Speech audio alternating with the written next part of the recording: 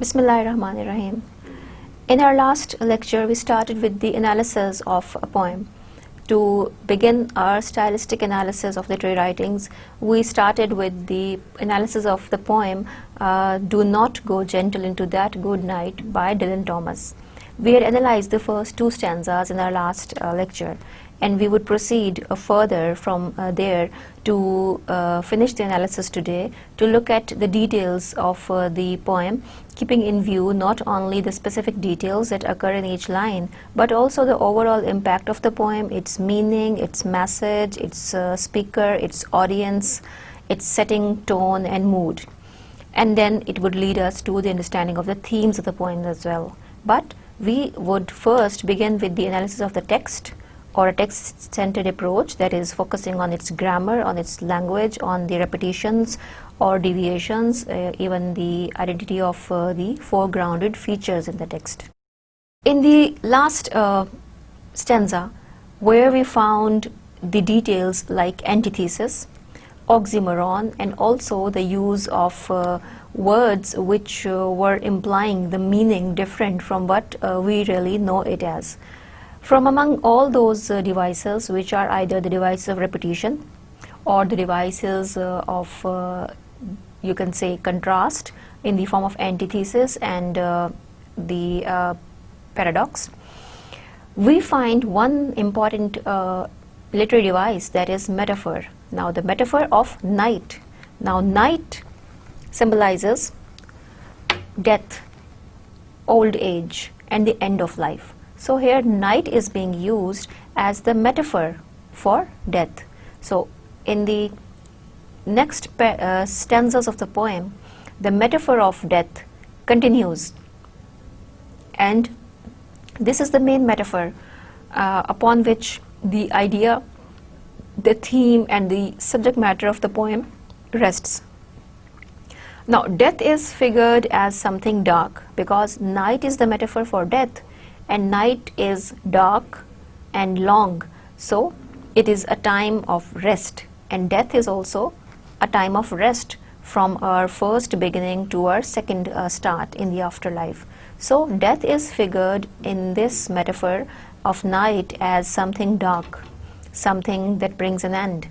Now, the speaker in the poem admits that even smart, intelligent, wise people realize the inevitability of death, and they too have to travel into the dark. Now, traveling into the dark is the metaphor for death, and if death is inevitable and also the appropriate end of every individual, the sensible and wise people, like saints and sages, they also give up against death.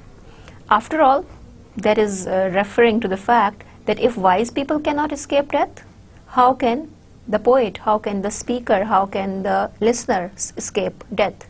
So it is presented as a natural process. But observe the irony that the speaker is at a war or raging a sort of a battle against death, though he knows that even wise people could not escape death, but he is asking the listener to fight against death. So it seems to be a useless struggle, because knowing the fact that the opponent is too strong and is going to win after all, the taking of arms against death seems to be a bit silly. So there lies the very irony within the poem, that though the speaker is advising somebody to fight against death and not to accept death gently, he gives the examples of wise people and many other groups of people who have accepted death or who could not fight against death. But even though he says that clever people have known that they would one day be dead, they do not simply accept it. They don't take the news of death or the idea of death like lying idly. So the more inherent message that is a bit hidden within the text is that wise men, though they have accepted death, but they did not accept death passively. So we know that death is inevitable, but wise men's death has been different, because they died in a cause. They died after doing something or contributing something to life and the world. So The wise men did not accept death, lying down or awaiting without working or without contributing to the life and the world. So the speaker states, why not? Then the speaker tells us that it is because their words had forked no lightning, and the image of lightning is a bit puzzling and confusing. Now the reader's attention is focused on the understanding of the word lightning, that why has the speaker made use of the word lightning? What are the connotations of the word lightning? Now the first connotation of lightning that we decided about was that wise men are seers, saints and prophets. So the lightning of words is associated with the knowledge and wisdom that they carry, and their words carry, and through which they lit the lives of others and themselves as well. So that was the one plausible description or understanding of the word lightning. But there can be several other interpretations too from the point of view of world.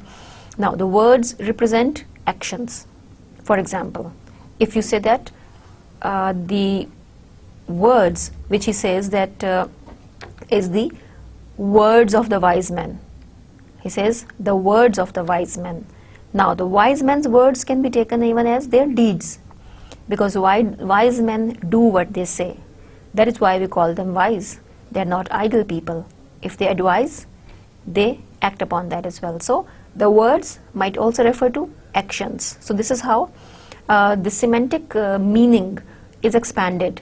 You know the word to be something that refers to only ideas, but the word over here semantically has connotations of even deeds and you can say actions of people.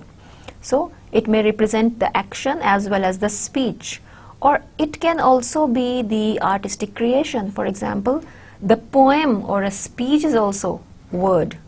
It is the work of somebody. So see how the word word expanded itself through the semantic analysis. We understand its meanings, which might be the very static visuals in the form of words, which are just thoughts or dreams or ideas.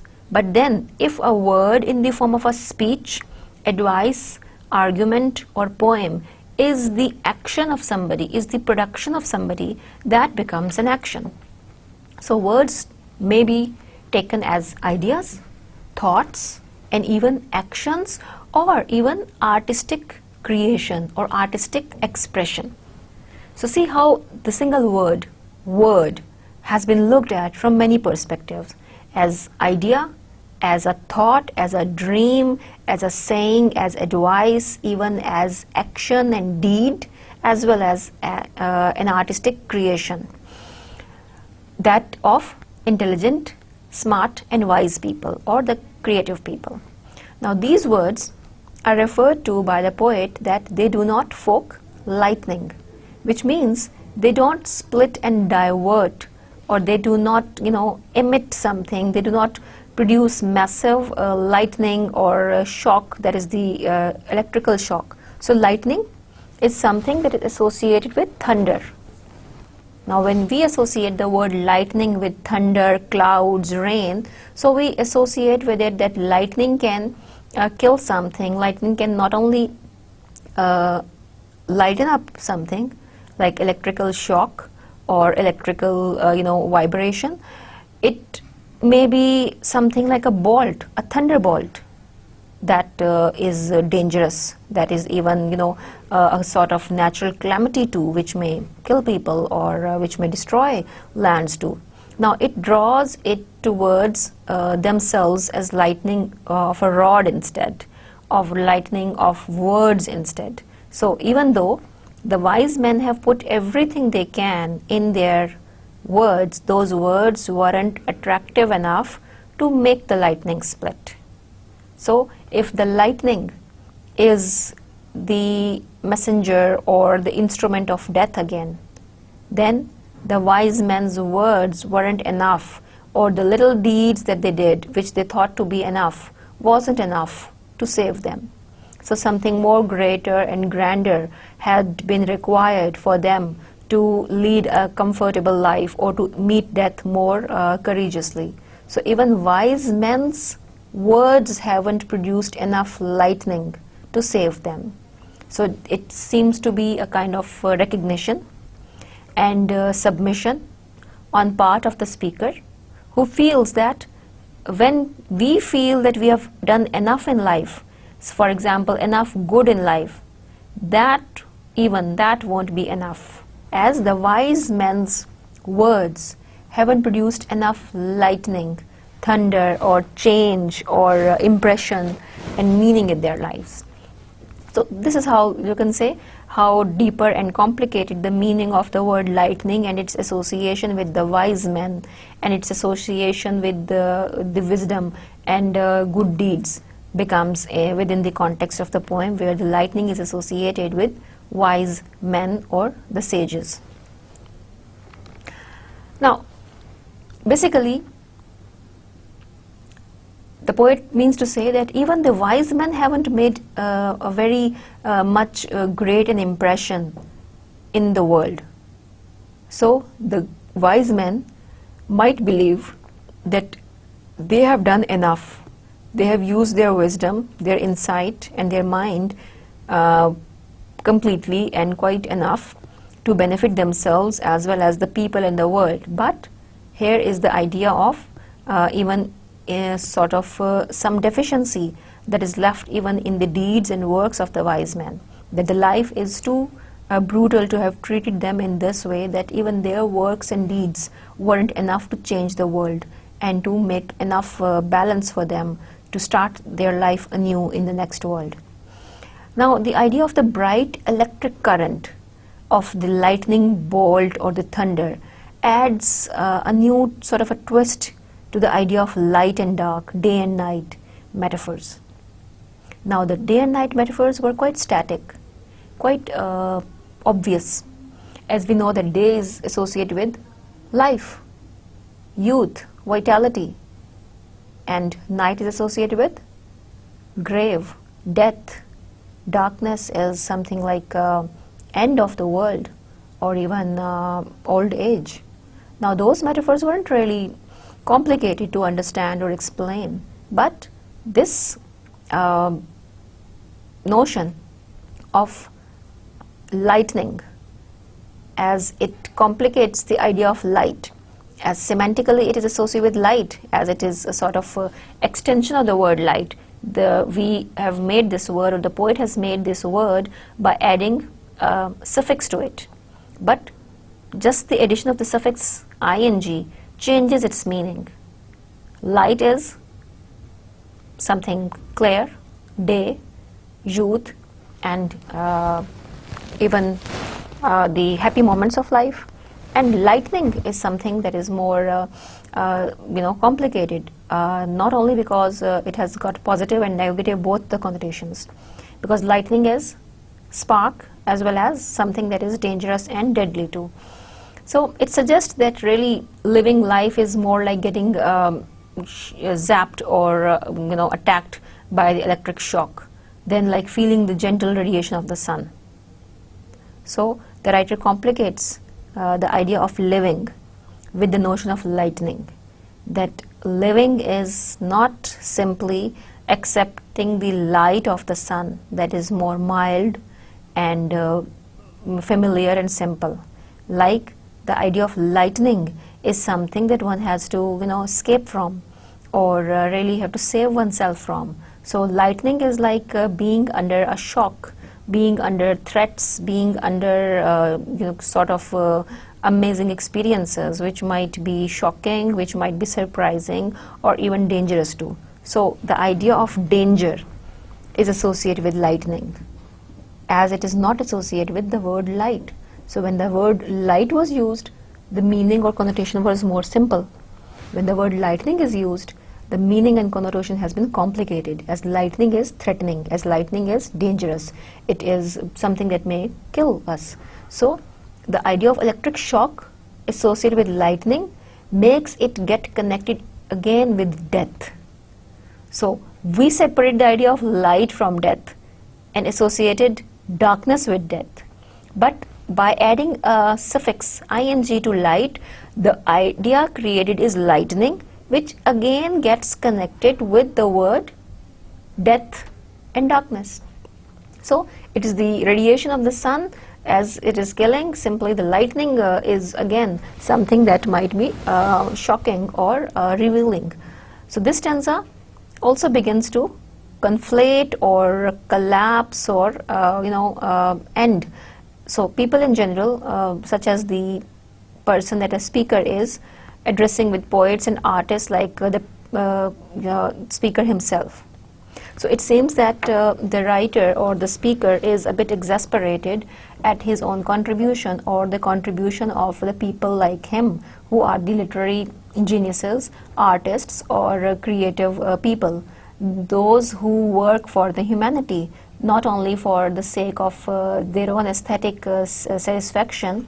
They write to enlighten people, to give ideas and knowledge to people. So he is considering that his words have forked no lightning, that they had no spark, they had no charm, and they had no shocking effect for the reader or the audience.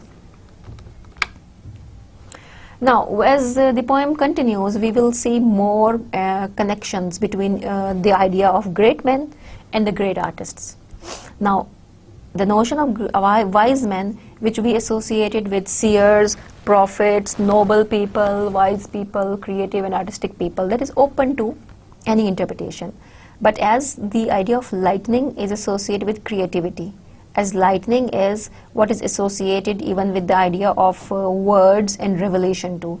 For example, if you find the religious connotation within the word lightning, you see that the prophets received their revelation from God through the lightning and thunder as well. That is what religiously and even in biblical allusions being connected with the idea of God's message reaching to the people and prophets.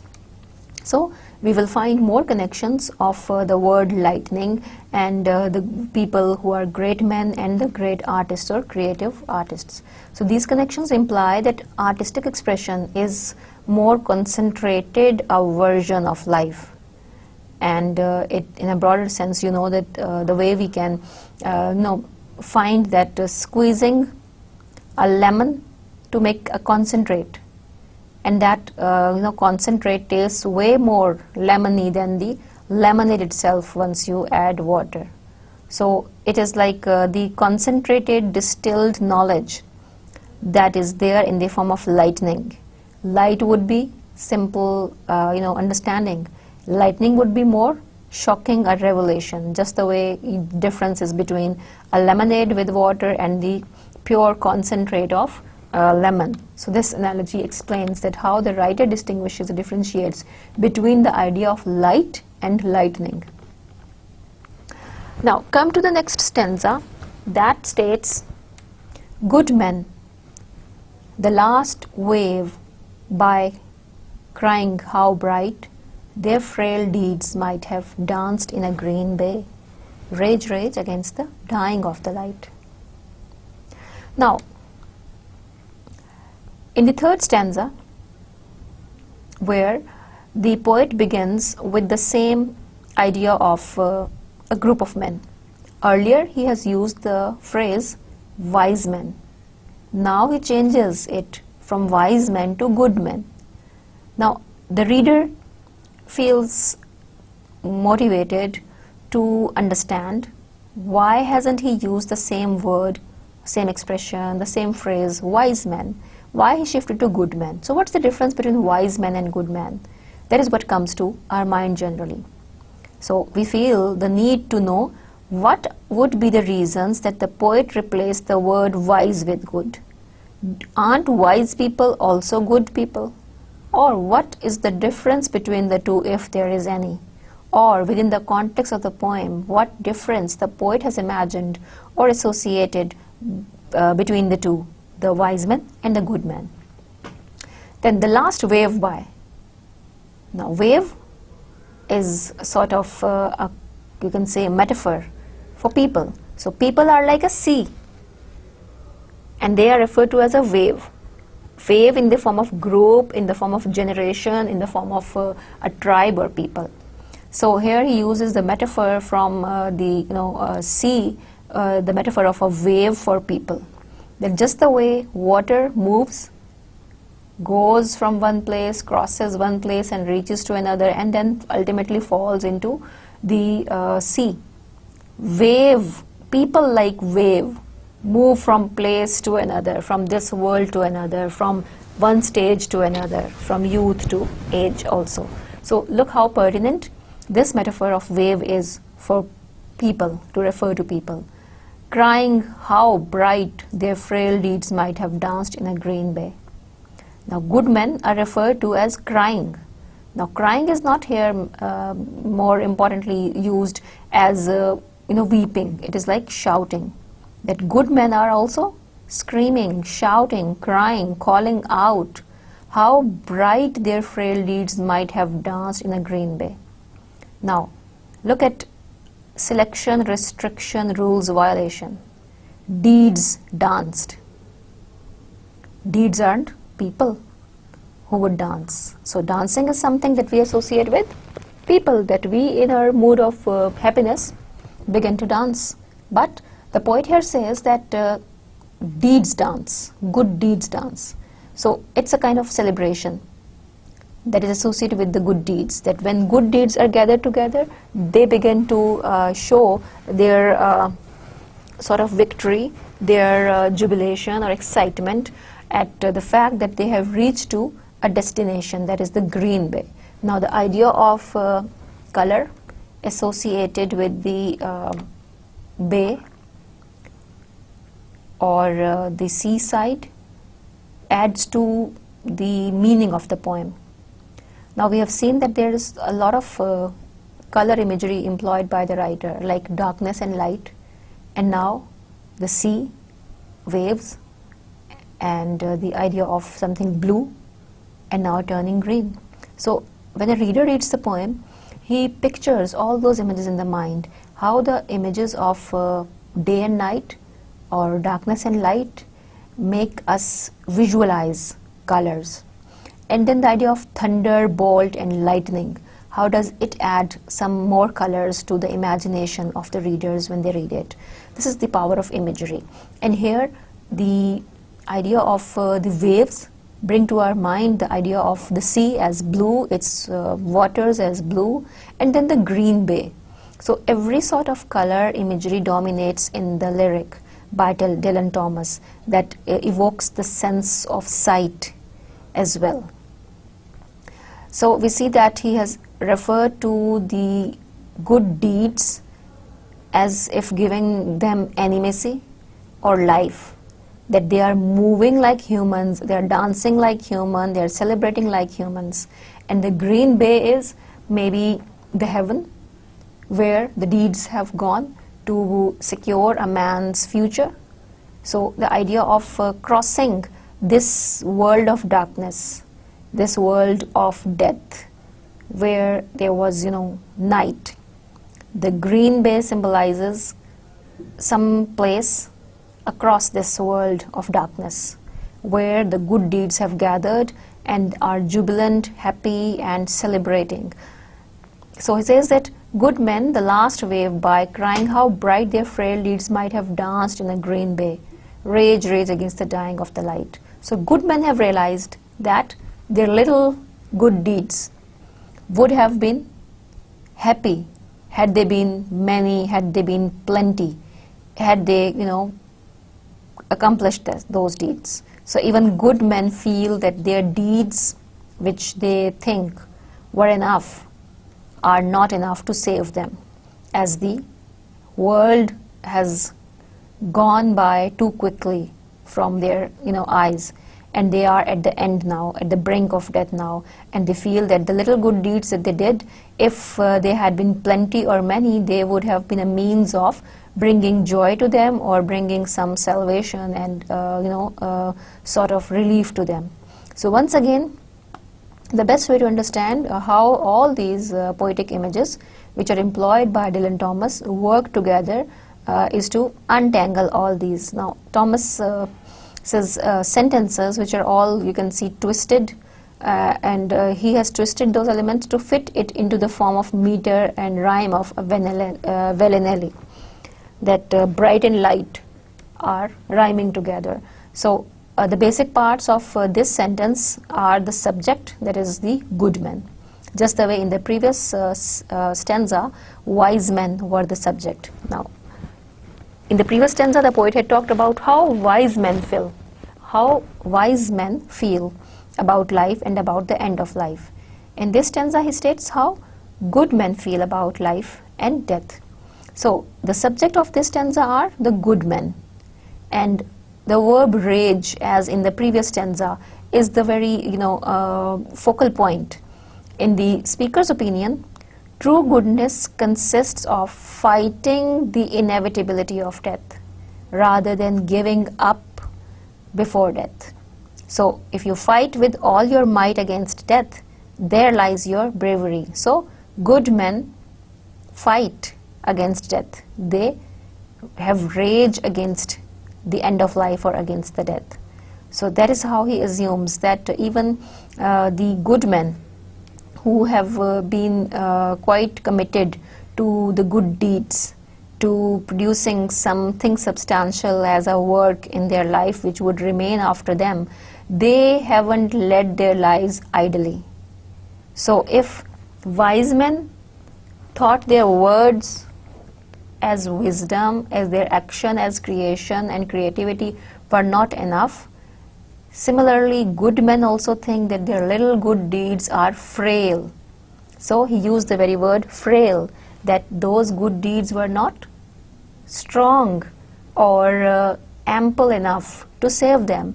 They find their good deeds to be very meager, to be very little, as this is their humbleness, that they feel that the world that they have lived in and the life that they have led would, if it had given them more chances, they would have accomplished more deeds, and then those deeds would have danced at the green bay that would have been the heaven and a source of joy and a source of salvation to them.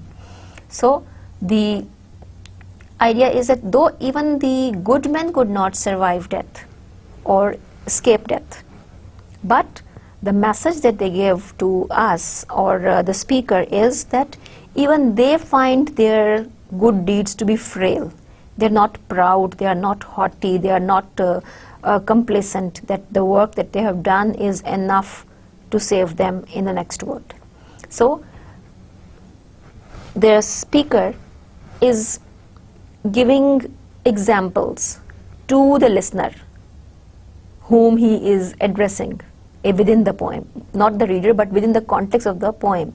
Now in the end we would discuss who the speaker is addressing, as you would find in the last stanza, the poet or the speaker mentioning himself whom the poem is addressed to. That would be the immediate listener of the poem. Now in order to convince that listener whom this speaker is convincing or trying to persuade that he should not go gentle into that good night, he means to say that in old age he should not just sit and relax and wait for death. Though wise men faced death and they thought their words weren't enough to save them or even to help the world, similarly the good men thought that their work, their deeds were not strong enough to save them and to make their entry into heaven a more comforting an entry.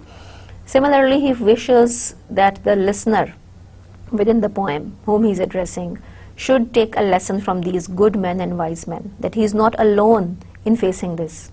He is an ordinary man, a common man who is about to face death that would lead to an end. That is something inevitable, but if the wise men couldn't escape it and the good men couldn't escape it, why is this man afraid of death? So he should take something as a lesson from the wise men and the good men who did good deeds, who did good actions, and then they found that what they did was still not enough. They could or should have done far more greater deeds than they were able to do. Now next, Dylan Thomas adds the image of ocean or the waves. So now the idea is a sort of a metaphor that he's referring to a generation of good men, a group of good men, people as wave. So last wave is the last generation of good people which are about to crash against the shore or die. So just the way a wave comes and touches the shore and then dies, similarly a last generation of the good men is about to come to an end through an old age and inevitably meeting of the death. So as the good men approach death, they shout out, they cry how their actions could have been if they had been allowed to live longer. So it is only a recognition or a realization that a person gets at the time of his end. So not only ordinary people like the speaker or the listener or us, even the good men who had done only good deeds in their lives, who hadn't committed crimes or sins and were, exempted from sins. They were good men, they were exempted from vices.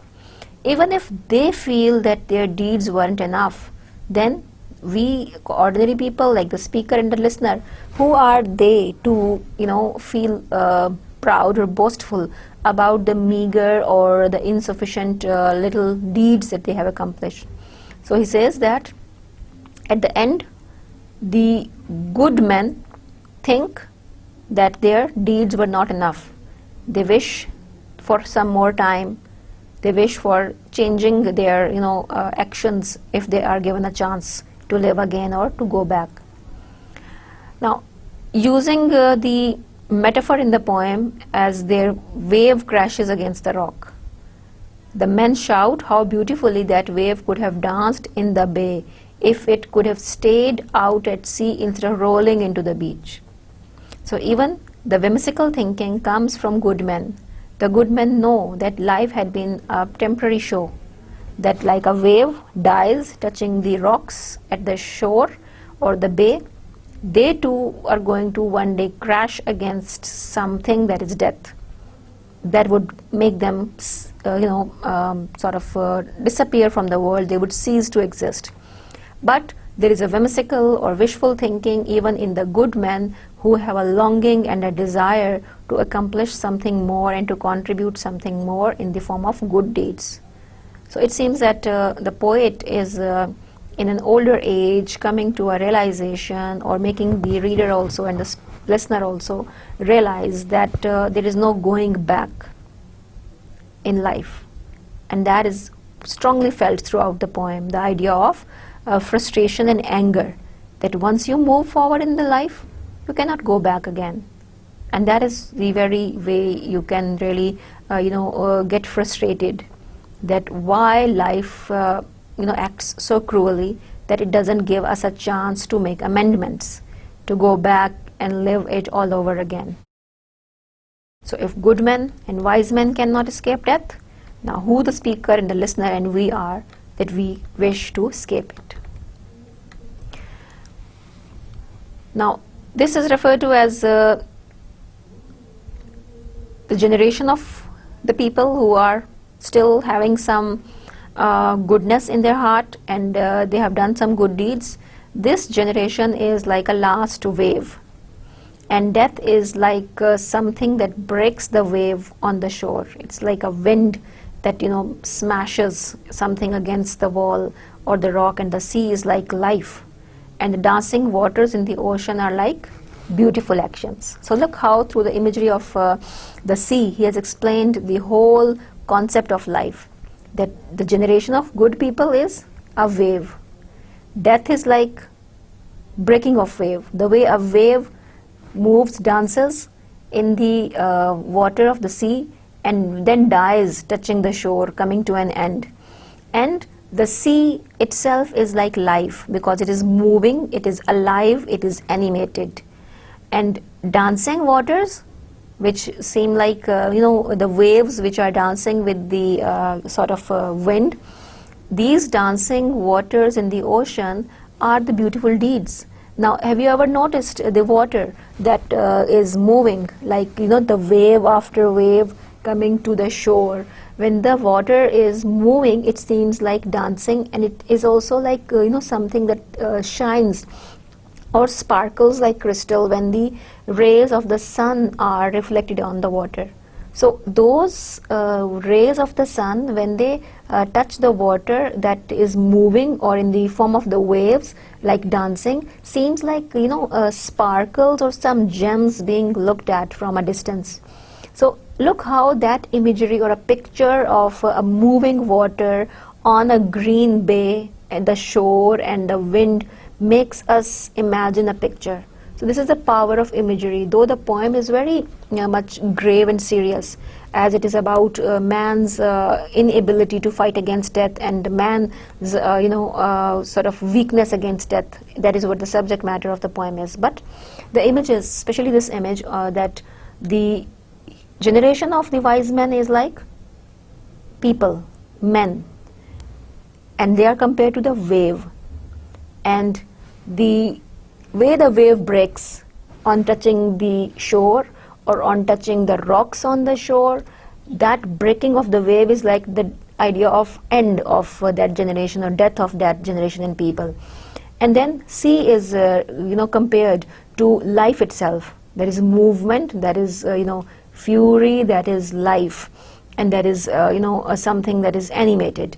And then dancing waters on which you can see the reflection of light that sparkles, that shines, that makes us see as if it is a gem or something moving and shining. It is the actions, the good deeds. So those beautiful actions, those good deeds are referred to as water that is shining, the water that is sparkling. And then the bay is green. It's not gray, it's not blue, it's green. Now, the idea of the color green adds the idea of heaven, adds the idea of life, greenery, vegetation, plants. You imagine anything that is associated with sea life, like the weeds, algae, or you name anything that is the foliage. Not only the trees, like palm trees and the vegetation within the sea, you imagine that it looks paradisical, it looks heavenly. So look at the imagery of the color blue, sea, waves, rocks, dancing waters, sparkling waters, and the green bay.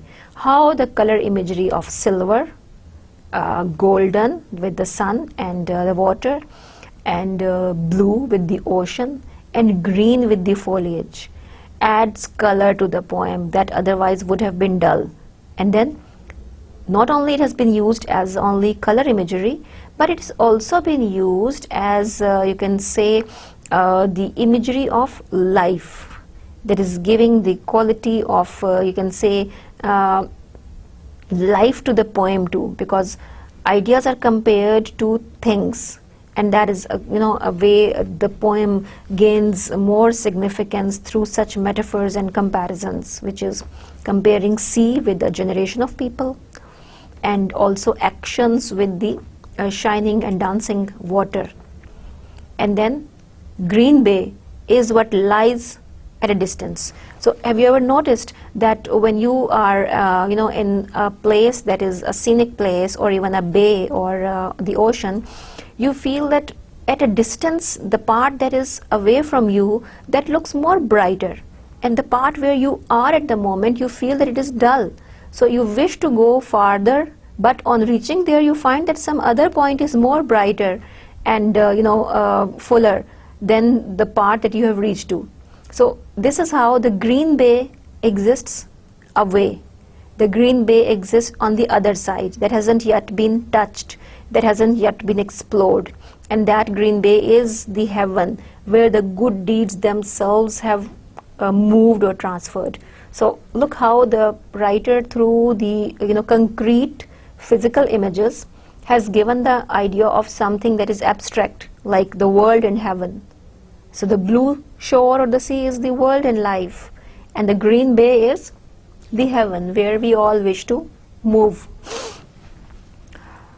So in this message, or image that is given through these images, that is being out at sea is like life and coming back to the barren shore of death.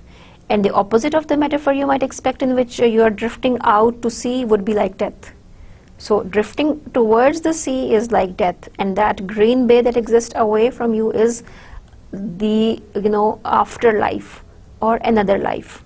So that is how the writer or the poet puts the message across to the reader to signify that something blue is lesser in its color, as it is duller in its color than what lies as green. So green becomes blue the moment you come closer to it. So always that heavenly place seems to lie at a distance from you. Also notice that Dylan Thomas describes good men's potential future actions and the things they won't be able to do because they have to die. So as they consider their deeds to be frail. So it is not clear whether the men or the actions are weakened by age, or perhaps both. So the idea of deeds being frail is something that we are really concerned about, that if the good men haven't been sinners, if the good men have been the very noble people, then why their deeds are frail? Now this might be taken as something like their humbleness, or their admitting the fact that the deeds that they have done, which while they were alive they were quite proud of, they were thinking that they carry so much weight, but when they have crossed the ocean of life and have entered into the abyss where they are to fall into the darkness or the depth of the night, they feel that from this distance, from this angle where they stand now, their deeds look frail, because from a distance everything looks minute and small. So when they were in life, when they were with life, when they themselves were alive, there the deeds were too big and they were proud of those deeds. Now that they are about to cross that world or life, that they are at the brink of death, they have distanced themselves from life. Now that distance from life makes them see their deeds belonging to past as well as lying at a very great distance, and from here they seem to be too little, too small and too frail. So this justification, that is more a physical way of looking at things, makes us believe that this is how the deeds might be frail. Now the deeds are frail because they feel that the deeds were not enough. Had they been given a chance to relive or to live for a few more years, they feel that they would be able to add more to their deeds and the frail would turn into strong. But the realization comes at the very brink of death, at the very time of the darkness, when the night has fallen in their lives, that they realize that their deeds were not enough. They are frail, they are tiny. Now after that we move to the next stanza that mentions wild men. Now see how the writer has added variety. From the people who are good men, he has turned to wild men. Firstly he talked about wise men. In the second stanza he talked about the noble people or the wise people. Now the difference of the good men and wise men was a bit ambiguous, because we feel that those people who are good people are also wise people. Now we differentiated wise men as creative people, writers, scholars, seers, prophets, or intelligent people. We associated good men as noble people, performing good deeds and staying away from sins and evil. But here in the next stanza, the poet adds to that category another category of men, that is wild men. Now that is a contrasting image.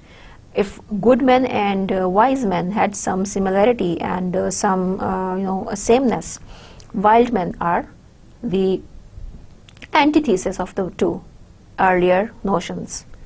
So wild men is the antithesis or the opposite of what the good men or the wise men had been like. So, who are the wild men? In what sense are they wild? Are they wicked? Are they sinners? Are they evil? Is to be looked at in our analysis of this stanza. First, let us look at the stylistic devices or the features of the language being used, and then we'll analyze or understand ultimately what the wild men phrase stands for. Wild men who caught and sank the sun in flight, and learned too late they grieved it on its way. Do not go gentle into that good night. Now, the speaker describes another kind of man, another group of people, another category of people, those who don't allow themselves to fade quietly away to death. Now, those who do not give up against death or who do not accept death passively.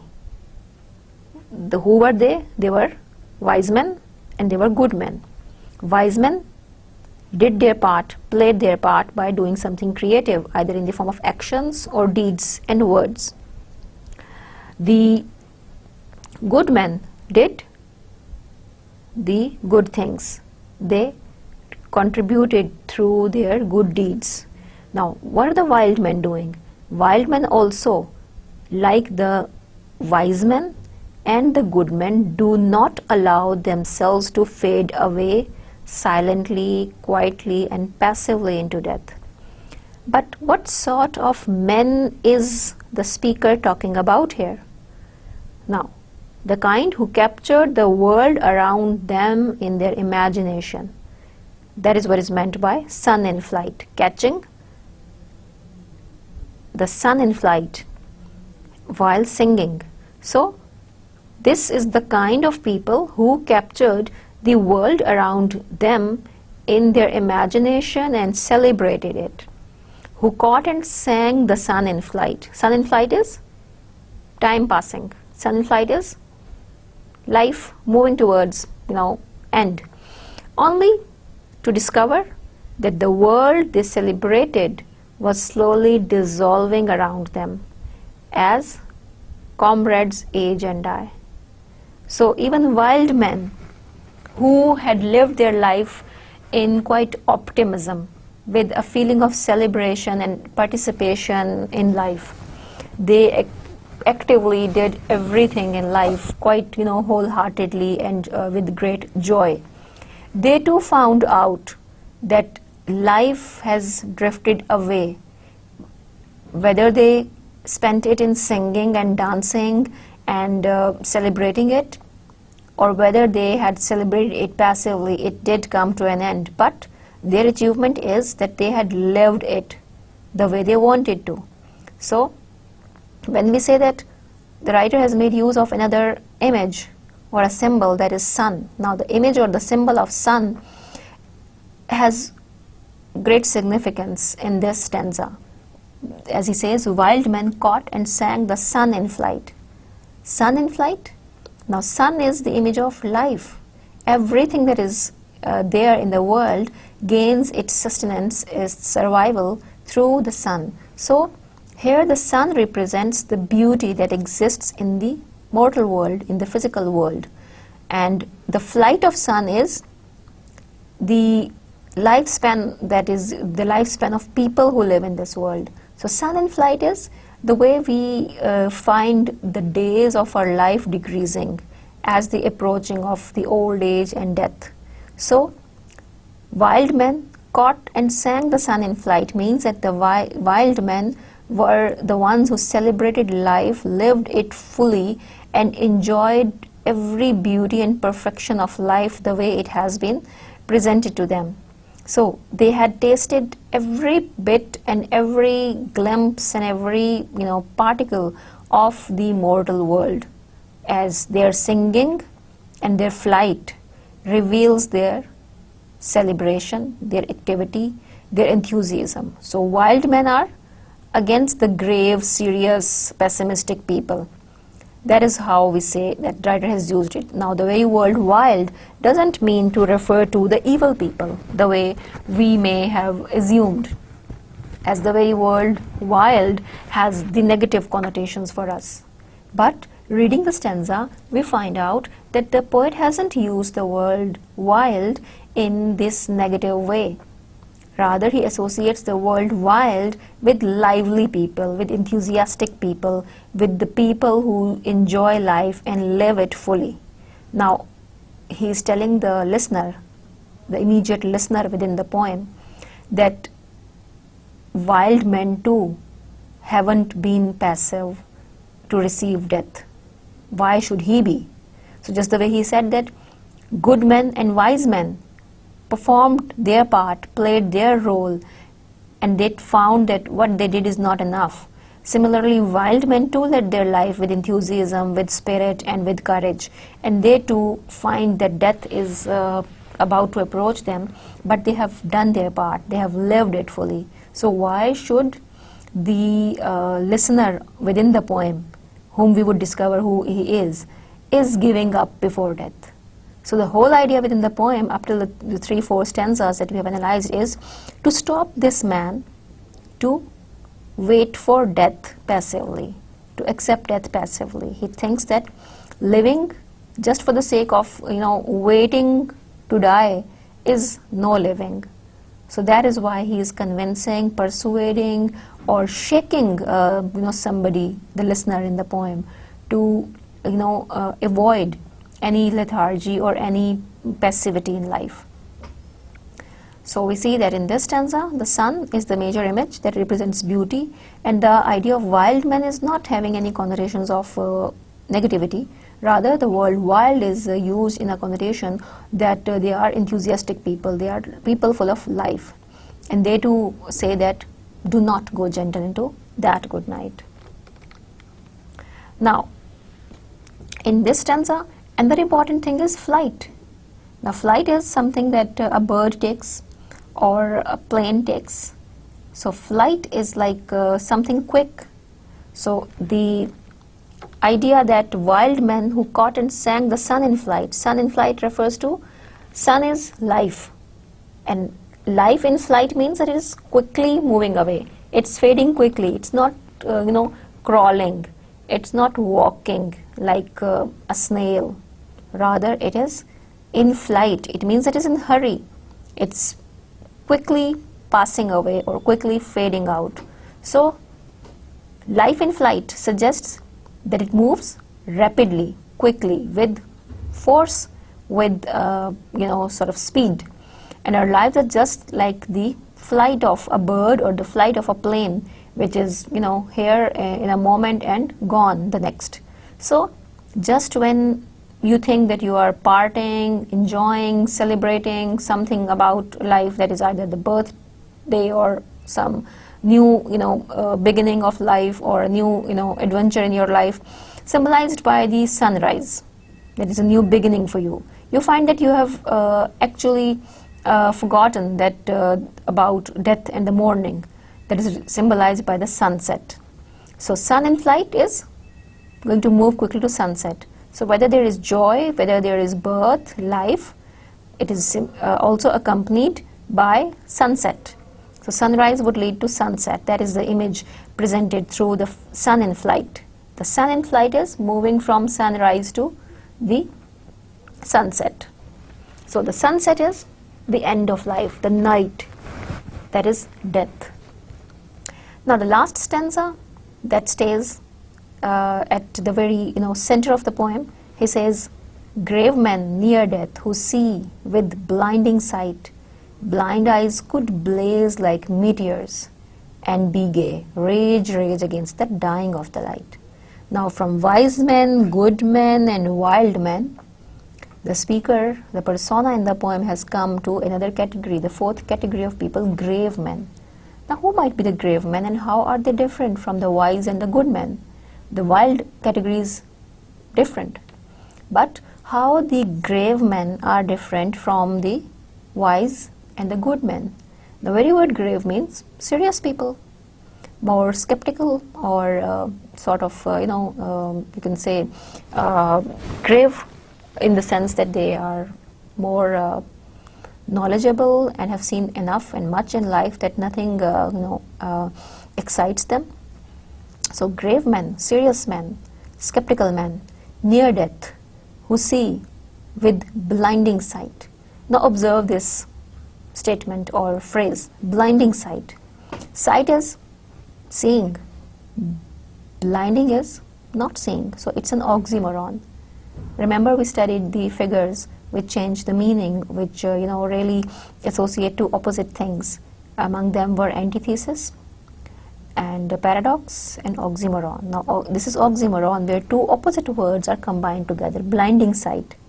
Sight is revealing.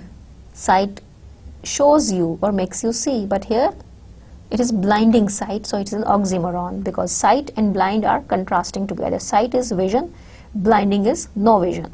So when two words of opposite meaning are combined together, it becomes an oxymoron. So blinding sight is an oxymoron.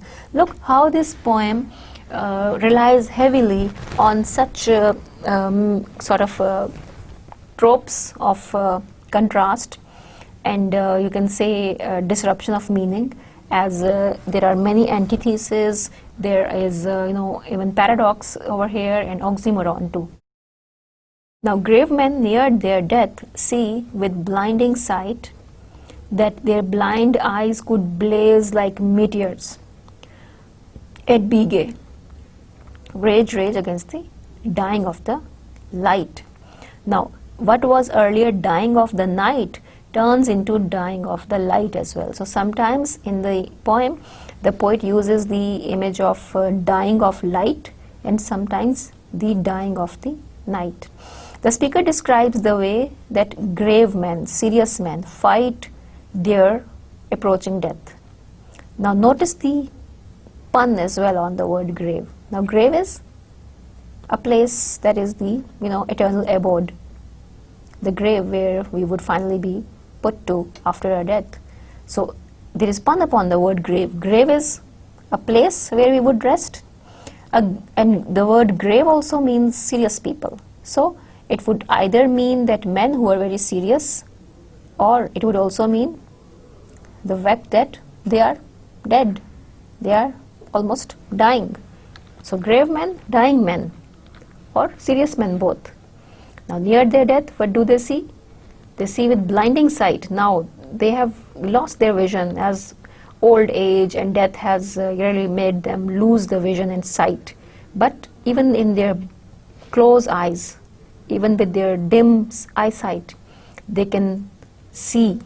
Their eyes are blazing or shining like meteors. Meteors are those falling stars, and they are gay, and again they are complaining against the rage against death. They want to fight against death. Now these people, if they are either serious people or the people who are near death, they realize that even though they are weak and they are losing their senses, even the most significant of the senses, that is sight, they can still use their strength and they can fight against death. So grave men, at the point of their death, when they have reached closer to death, do not give up, do not submit before death. They feel that even with their blindness, in their deteriorating vision and the loss of faculty too, they can fight against that. So even though they have turned blind, these men can see metaphorically with their closed eyes, or with quite overwhelming a certainty, that they still have a lot of power over the way they die, even if not the timing. So the sort of life that they chose is what they had kind of control over. So blinding sight means that grave men or serious men at the moment of death have come to the enlightenment, and the enlightenment comes not through the vision. When you can see things, when you are strong, you might be away from the knowledge of reality. The knowledge of things usually dawns upon a person when they are quiet, when they close the eyes, when they contemplate. So these grave men, at the moment of death, that has brought them to a moment of stillness, where their sights have also deteriorated or faded, were able to see fully. So it means that when they lost the sight or the vision, the inner eye opened, That is the insight that has told them, or that has expressed to them, that death is not to be met passively. They have to live till the moment they die. So death in life is what has to be avoided. So this is what the speaker means to tell the reader or the implied listener. We do not know who he is addressing, but he will address the man later in the poem, in the ending. So we see that instead of getting snuffed like candles, be passive and be at the mercy of the wind and the waves, they feel that they can blaze like meteors. Though meteor is a star, or it's a falling star, but it does give spark. So if a falling star does not give up the job that he has been supposed to do, that he gives light. If a star, while it falls, can turn like blazing meteor, then this is what the grave men also need to do. So they take lesson from the meteor. So he uses a simile that like a blazing meteor, the grave men also wish to do something before they die. So they are planning to go out with a bang like a meteor. The meteor knows, the star knows that when it's going to fall, it would come to an end, it would collapse, it would shatter, it would come to the end. But even in the fall, there is a dignity. Even in the fall, there is light. So grave men also follow that. That is why he has used the simile of a meteor for the grave men. And then finally, the last stanza, where we would get to know who is the listener within the immediate context of the poem, and that is the father. The speaker or persona in the poem is addressing his father, who is about to die. That is the immediate situation or setting of the poem. Generally, we thought that the poet is addressing us, which of course he is, but the immediate context setting is that the speaker is a knowledgeable young man looking at his dying father, whom he feels has given up living and has begun sort of to accept death as inevitability and has given up hope. He's addressing him that you, my father, there on the sad height. Now this is again an oxymoron. Sad height. Now height is elevation, where everyone feels elevated, happy, accomplished, or jubilant. But sad height? Height is accomplishment. How can that be sad? So here too the sort of joining of two opposites, sad and high. Curse, bless. Now curse and bless has got antithesis. So there is antithesis on these two words, curse and bless, as curse has the opposite meaning of bless. Curse, bless me now with your fierce tears. Now tears are liquid, they are wet, they cannot be fierce. Anger cannot be there in the tears because tears reveal misery, pain, whereas the speaker calls tears to be fierce, as if they have got frown or they have got anger, the way the expression of the face would carry. So tears cannot have any fierceness, but here there is a kind of transfer of one domain of the meaning to another. I pray, do not go gentle into that good night. Rage, rage against the dying of the light.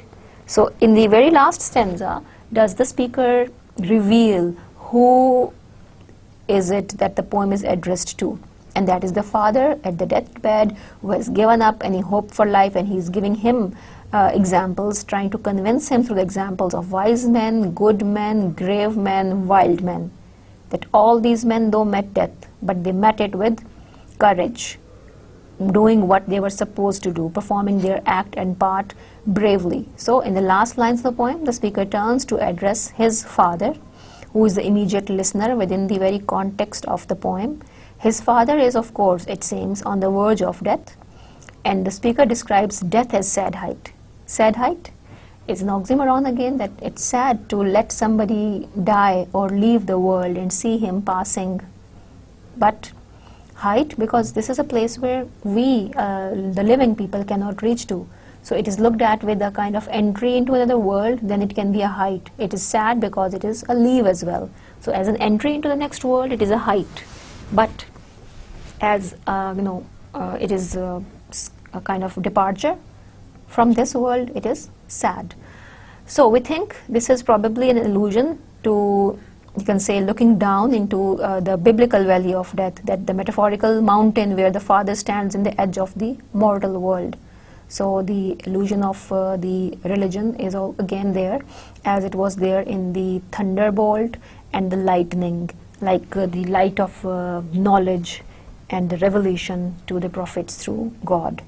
And then the sad height is the biblical metaphor, that is the mountain where the Father stands, the Father in the form of union of you can say that idea of Trinity, Christ and the image of God, that he stands at the edge of the mortal world and the more you can say immortal a world, that is heaven. So this is how we analyze stylistically a poem in detail, observing its elements like parallelism and deviations to see what are the foregrounded features, also identifying schemes and tropes, like we looked at it in the form of similes, identified metaphors, identified symbols, we identified oxymoron, antithesis and paradoxes as well. So this is the way we minutely observe that how each and every word adds to the total meaning of the poem. And we also were able to identify the speaker and the listener within the immediate context of the poem. We also found that the tone carries rage and immediacy as well as frustration. It's not giving the idea of giving up or submission before something brutal or inevitable. And it seems to be a sort of a plea as well as a request. At the same time, it is a kind of warning or a kind of foreboding too, that is telling us about the darkness or the evils that exist in the form of the death, that is the opponent or the foe. But the central message of the poem is that though death is to take away everything, man must not give up. And old age is something that is a time which would lead to death, but it doesn't mean that it is spent passively or in the weight of death, which he seems to be saying to the Father. And with the help of some biblical allusions and some cosmic imagery and the imagery of colors, sights, sounds, he has explained the idea that how universally acceptable his idea is, that we feel convinced through the rhetoric and the logic that the speaker has presented with the help of the composition within the poem, that is just 14 lines. So through these 14 lines, he has been able to convince us and has even given examples of many people, even references, allusions, and you can say examples too. And that with the help of a very much focused and balanced a composition of a poem. It's not a free verse, it is a lyric, and within the lyric it is a form or type of a poem called Villanelli. So here also he has made use of literary devices which forcefully act upon the reader. They give us idea in a very novel and unique way, and we feel really enlightened and impressed by the style as well as the idea that is presented.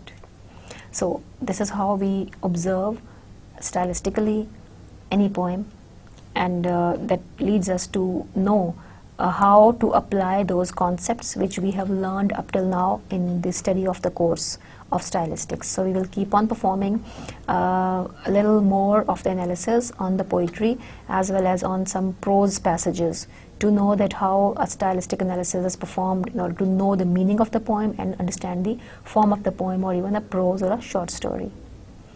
Thank you so much.